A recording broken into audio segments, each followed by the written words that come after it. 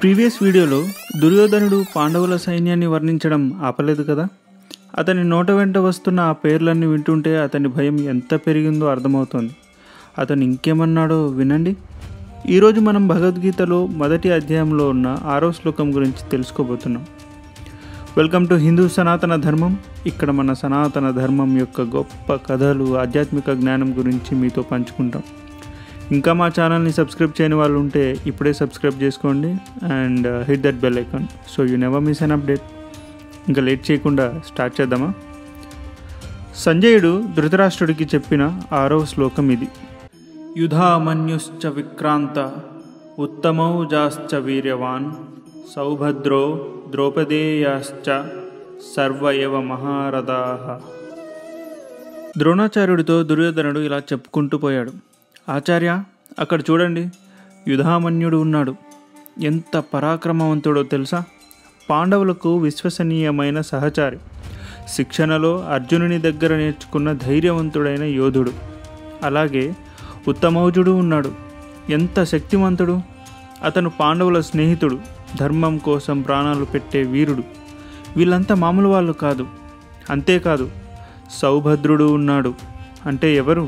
అతడే మనందరికీ తెలిసిన అభిమన్యుడు, శ్రీకృష్ణుని అక్క సుభద్ర పుత్రుడు. బాలుడే అయినా ఒక ఆర్మీకి సగటున ఓ లీడర్ లాగా నిలిచినవాడు. చక్రవ్యూహం వంటి వ్యూహాల్లో ప్రవేశించి తిరిగొచ్చే ధైర్యవంతుడు.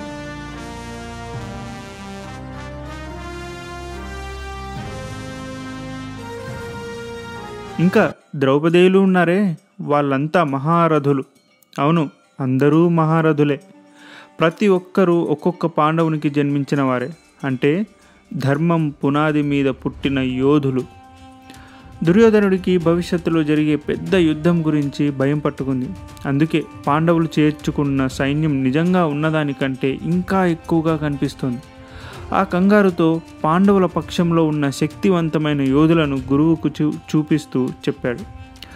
అతని మనసులో ఆందోళన, ఇన్సెక్యూరిటీ ఎంత గట్టిగా పాతుకుపోయాయో అతని మాటలే చెబుతున్నాయి. మన లైఫ్లో కూడా మనకు ఏదైనా పెద్ద సవాలు ఎదురైనప్పుడు మనం దుర్యోధనుడిలానే ప్రవర్తిస్తామా? మనకున్న బలాలను, మన బెస్ట్ క్వాలిటీస్ను మర్చిపోతాం. కేవలం ఎదుటి వాళ్ళ శక్తిని, పరిస్థితుల భయానకత్వాన్ని మాత్రమే చూస్తాం. అయ్యో, నా చుట్టూ ఇంతమంది బలవంతులు ఉన్నారు, నేను ఇంత చిన్నవాడిని, నాకు ఇది అస్సలు సాధ్యం కాదు అని మనల్ని మనం బాధితుడిలా చూసుకుంటాం. దుర్యోధనుడు తన సొంత సైన్యంలో భీష్ముడు, ద్రోణుడు, కర్ణుడు లాంటి గొప్ప యోధులు ఉన్నారని పూర్తిగా మర్చిపోయాడు. భయం, ఇన్సెక్యూరిటీ అతని కళ్ళను కప్పేశాయి. మనం కూడా అలవాటైన ఫిర్యాదుతో, నెగిటివ్ మైండ్ సెట్తో ఉండి మనలోని అద్భుతమైన శక్తిని అండ్ పరిష్కార మార్గాలను చూడలేకపోతున్నామా? భగవద్గీత మనకు నేర్పేది ఇదే. మన దృష్టిని కష్టాల నుంచి పరిష్కారాల వైపు ఎలా మళ్లించాలి అని. దుర్యోధనుడు పాండవుల సైన్యం గురించి ఇంతగా భయపడిన తర్వాత మరి తన సొంత సైన్యం గురించి ఏం మాట్లాడాడు? తన సైన్యంలో ఉన్న బలమైన యోధుల గురించి ఎలా ప్రస్తావించాడు? తెలుసుకోవాలంటే 7వ శ్లోకం కోసం సిద్ధంగా ఉండండి. మీకు ఈ వీడియో నచ్చినట్లయితే లైక్ చేయండి అండ్ కమెంట్స్లో మీ అభిప్రాయాన్ని తెలియజేయండి. మరీ ముఖ్యంగా ఈ వీడియోని మీ ఫ్రెండ్స్ అండ్ ఫ్యామిలీతో షేర్ చేయండి. ఇంకా చాలామంది ఇలా మన ధర్మాన్ని తెలుసుకోవాలి. త్వరలో కలుద్దాం. జై శ్రీకృష్ణ.